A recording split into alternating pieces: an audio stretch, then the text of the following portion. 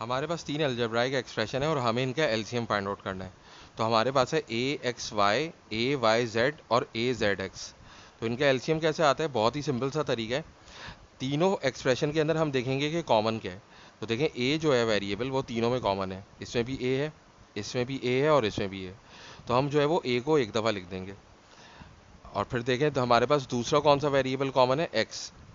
X जो है वो हमारे पास तीनों एक्सप्रेशन के अंदर कॉमन नहीं है, लेकिन वो फर्स्ट एक्सप्रेशन के अंदर भी एक्स मौजूद है और थर्ड एक्सप्रेशन में भी एक्स मौजूद है। तो अगर दो एक्सप्रेशंस के अंदर भी कोई वेरिएबल कॉमन होगा तो एलसीएम के अंदर वो वेरिएबल भी आएगा। अब इसी तरीके से वाई देखें, वाई जो है वो फर्स्ट एक्सप्रेशन में भी और सेकंड में भी है, लेकिन थर्ड में नहीं है। तो इसका मतलब ये कि वाई भी आएगा। और जेड जो है वो सेकंड और थर्ड में है लेकिन फर्स्ट में नहीं है, तो जेड भी जो है वो एलसीएम के अंदर आएगा।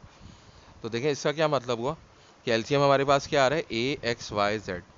अब अगर गौर से देखें एलसीएम का क्या मतलब होता है? Least common multiple. तो अब अगर गौर से देखें तो ये हमारे पास क्या है? ए एक्स वाई जेड। तो अगर मैं इसको जेड से मल्टीप्लाई कर दूं तो ये क्या बन जाएगा? ए एक्स वाई जेड बन जाएगा। तो यानी कि ए एक्स वाई जेड इसका मल्टीपल हुआ।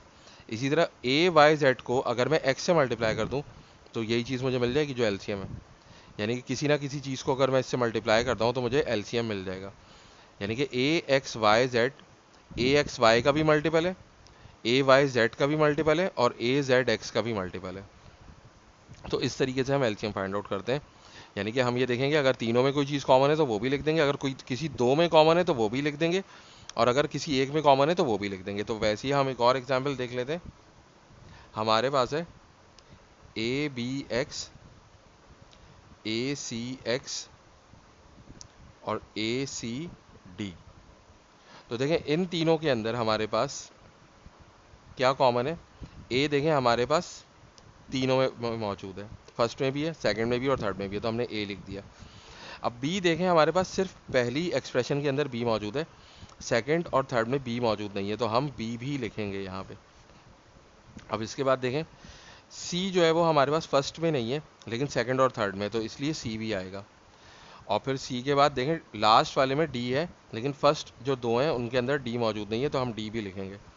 और फिर उसके बाद एक्स जो है वो फर्स्ट एक्सप्रेशन में भी है और थर्ड सेकंड एक्सप्रेशन में भी है, तो यहाँ पर एक्स भी आएगा। तो एलसीएम के अंदर हम क्या करते हैं कि अगर तीन एक्सप्रेशंस का हम एलसीएम निकाल रहे हैं तो जो चीज़ तीनों में कॉमन होगी वो भी लिखेंगे, अगर किसी दो में कॉमन है तो वो भी लिखेंगे, और अगर किसी एक में है तो उसे भी लिखेंगे। तो इस तरीके से हम एलसीएम फाइंड आउट करते हैं।